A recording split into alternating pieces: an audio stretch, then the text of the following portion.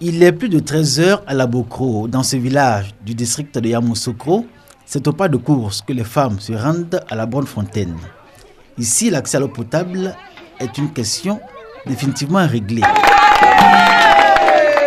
Depuis plusieurs années, les ouvrages de desserte en eau potable sont l'objet d'une attention particulière.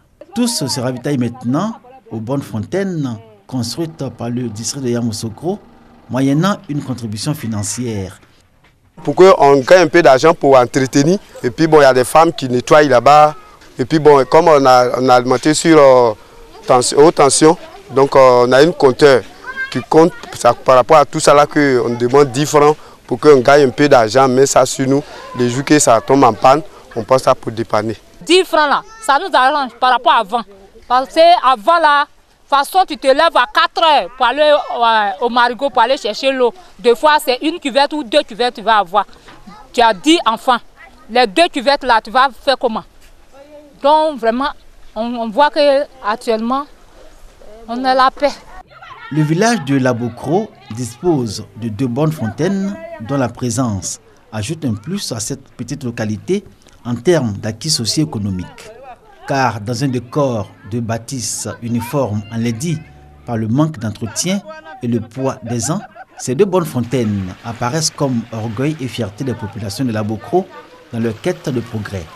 Et avec le château d'eau qui trône dans le village avec majesté, le district autonome de Yamoussoukro démontre son engagement à œuvrer pour l'amélioration des conditions de vie des populations. Maintenant, tu te lèves, vois ta maison, vois l'eau, tu gagnes l'eau, tu peux vite faire pour aller au champ. Là, c'est encore mieux qu'avant. Répondre toujours aux désirs de mes populations. Je souhaite satisfaire leurs demandes et leurs besoins, même si des fois ils se plaignent que ce n'est pas assez. Mais je me bats pour pouvoir le faire le plus possible. Moins de 5 km près de Labokro, le village de Goufabo. 4 bonnes fontaines et un forage nouvellement construit permettent d'alimenter le village en eau potable. Et pour préserver cet acquis, le village a installé un comité de gestion qui marche bien, suscité par l'ensemble des populations. La gestion, on a formé un comité qui gère et qui suit.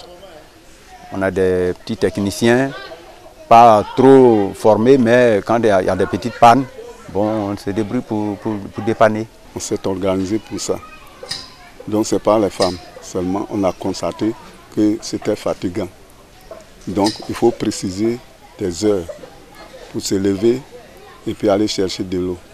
Et il y a des moments où il faut fermer et puis partir au champ. Bien loin aujourd'hui, le temps où à Goufabo les populations devaient se rendre au marigot ou au puits pour chercher de l'eau.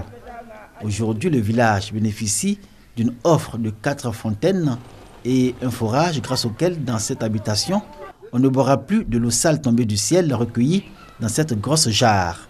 Maintenant, on ne reçoit plus de maladies comme la diarrhée, les petites maladies qui attaquent les enfants, nous-mêmes les grandes personnes. Souvent, tu t'en vas boire de l'eau sale, demain tu tombes malade et puis tu as des petits boutons, tout ça là, machin, tout ça là, on ne reçoit plus. Parce qu'on ne boit plus de l'eau de brousse, on boit de l'eau potable. À Goufabo et à Labokro, l'accès à l'eau potable est une question définitivement réglée. Le district autonome de Yamoussoukro aura investi près de 792 millions de francs CFA à travers 9 projets financés dans le domaine hydraulique humaine de 2011 à 2016. Goufabo et Labokro, ces 2 villages donnent un bel exemple de gestion et de préservation des ouvrages de desserte en eau potable dans nos localités.